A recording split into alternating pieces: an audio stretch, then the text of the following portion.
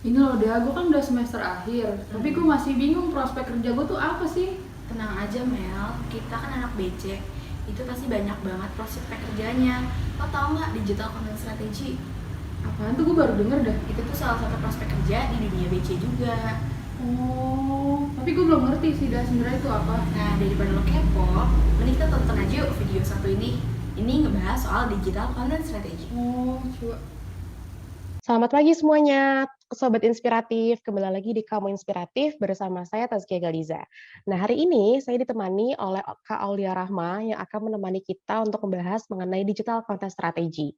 Kak Rahma ini adalah alumni dari Broadcasting Universitas Indonesia pada tahun 2016 dan memiliki pengalaman pekerjaan di kantor staf presiden sebagai Communication and Design Specialist pada tahun 2018 dan News Production Assistant di Net TV pada tahun 2019 dan sekarang sebagai digital kreatif di YouTube channel Devina Hermawan. Kita sapa dulu yuk Kak Rahma. Halo Kak Rahma. Halo Sobat Inspiratif, halo semuanya. Taski, apa kabar? Baik, Kak Rahma apa kabarnya juga nih? Baik, Alhamdulillah. Alhamdulillah.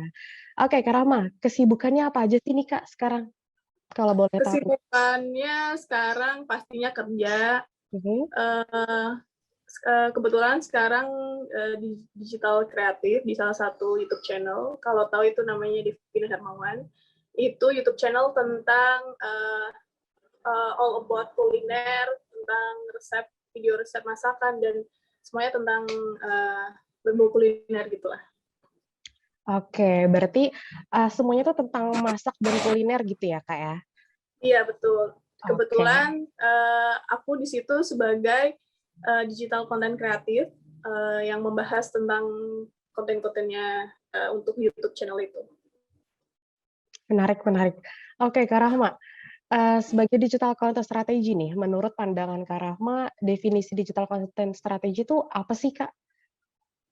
Sebenarnya kalau menurut aku digital content tuh lebih ke kita mengkonsepkan konten nih ya. Kalau di ini kan produknya berupa video, jadi kita konsepin dulu videonya mau seperti apa. Nah, sebelum mengkonsepkan kita harus tahu audiens kita tuh apa dulu. Nah, misalkan dari usia milenial atau misalkan menampilkan ini kan tentang kuliner, berarti ibu-ibu atau SES-nya menengah ke bawah kah atau menengah ke atas. Jadi kita harus tahu sebelum mengkonsepkan videonya, misalkan orang-orang tuh cari resep apa sih yang simple. Biasanya sih resep simple lebih menarik sih, lebih banyak yang nonton, terus nggak terlalu ribet, terus bahan-bahannya juga mudah dicari gitu sih. Jadi digital content strategy itu orang-orang yang merencanakan konten sebelum akhirnya diproduksi gitu ya? Orang-orang praproduksi gitu. Oke, menarik. Untuk menjadi digital content strategy, kira-kira membutuhkan skill apa aja nih, Kak? Kalau skill, ada soft skill dan ada hard skill kan biasanya. Untuk hard skill-nya sendiri, sebenarnya basic dari teknologi itu harus ya. Misalkan seperti kita menguasai Microsoft, itu kan penting juga, seperti Microsoft Office, presentasi menggunakan PowerPoint, seperti itu. Lalu untuk desain, misalkan kita kan sebagai walaupun kita yang merancang konsepnya, kita juga harus tahu misalkan kita punya hard skill menguasai tentang Adobe Photoshop atau Adobe Premiere, itu akan menjadi nilai plus sendiri sih. Terus untuk soft skill-nya seperti komunikasi yang baik, terus cara berpresentasi yang baik, terus kerjasama tim sih yang paling utama, karena kan ini di tim termasuk di tim YouTube channel ini kan aku ada 4 orang, jadi kita harus harus berkesinambungan sih untuk menjadikan sebuah konsep yang matang itu harus berkomunikasi dengan sesama gitu. Oh, jadi selain ada soft skill, hard skill juga yang pasti teamwork gitu ya, Kak, untuk akhirnya bisa jadi digital content strategy itu. Oke. Kak, aku mau nanya nih, kira-kira job desk secara garis besar untuk digital content strategy itu apa sih? Oke, ini aku jawab sesuai yang ada di pekerjaan aku ya. Soalnya kan kadang digital content strategy yang di perusahaan lain atau di media lain kan berbeda-beda. Ini aku salah satu contoh digital content strategy yang ada di YouTube channel Devina Hermawan. Di sini aku selain mengkonsepkan praproduksi seperti apa, aku juga berkomunikasi dengan klien. Biasanya kita selain untuk YouTube reguler itu YouTube yang dibikin produksi tanpa sponsor apapun. Misalkan dijadwalin seminggu 3 kali, misalkan seperti itu. Itu reguler tanpa sponsor apapun. Lalu misalkan ada sponsor masuk, misalkan kayak brand A atau brand C gitu kan, misalkan tentang bahan masakan, itu kita harus komunikasi dulu ke klien. Nah, pertama kita harus tahu briefnya apa, brief dari klien, biasanya seperti itu. Kita harus tahu briefnya, brief detailnya itu bahas tentang apa aja, jadi kita saat produksi itu tidak miss itu. Terus setelah konsepin semuanya oke, sesuai dengan brief yang diberikan oleh klien, segala macem, terus kita tentuin tanggal produksi. Setelah itu, setelah produksi udah oke, gini-gini segala macem, kita kasih ke klien itu sebelum tayang di YouTube, itu kita kasih previewnya. Terus setelah oke, preview, biasanya feedback dari klien itu mungkin bisa 1 atau 2 hari setelah produksi sih gitu.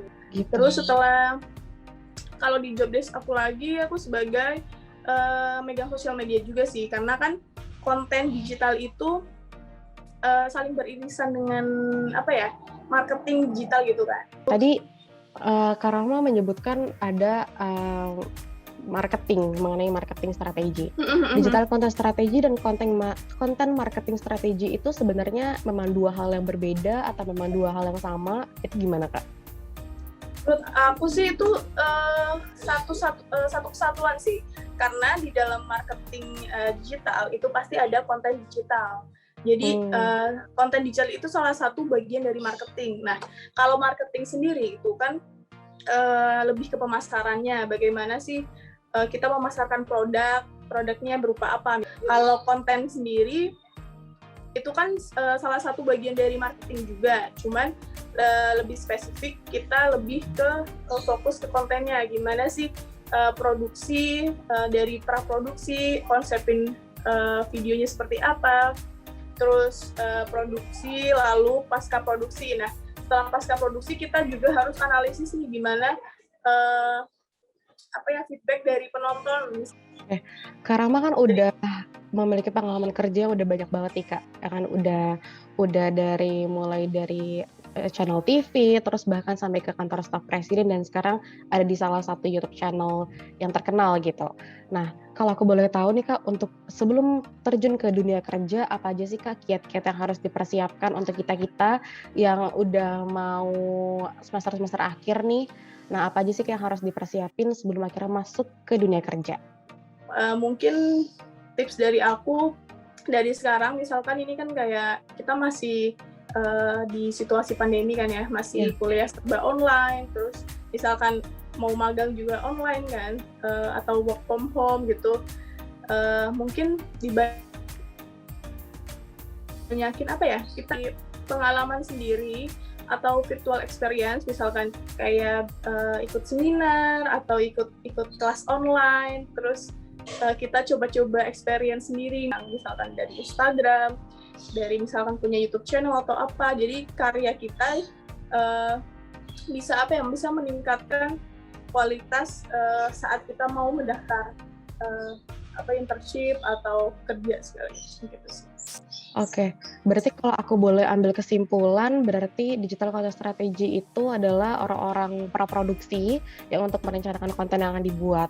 Lalu yang kedua, skill-skill yang dibutuhkan itu ada hard skill, soft skill, dan juga skill untuk teamwork gitu ya, Kak, karena bekerjanya secara tim. Lalu yang ketiga, digital content strategy dan konten marketing strategy itu adalah 2 hal yang beririsan karena berpatok kepada sosial media. Terus yang terakhir, untuk terjun ke dunia kerja itu di masa pandemi, perbanyaklah untuk mengasah skill kita, terus perbanyak untuk ikut kelas-kelas online ataupun webinar, dan juga perbanyak portofolio yang penting karena untuk meningkatkan kualitas diri kita, gitu ya Kak berarti ya? Betul. Oke, terima kasih banyak Kak Rahma atas ketersediaan Ya, waktunya. makasih banyak Sobat Inspiratif. Sampai jumpa lagi guys, Sobat Inspiratif. Iya. Dadah. Bye-bye.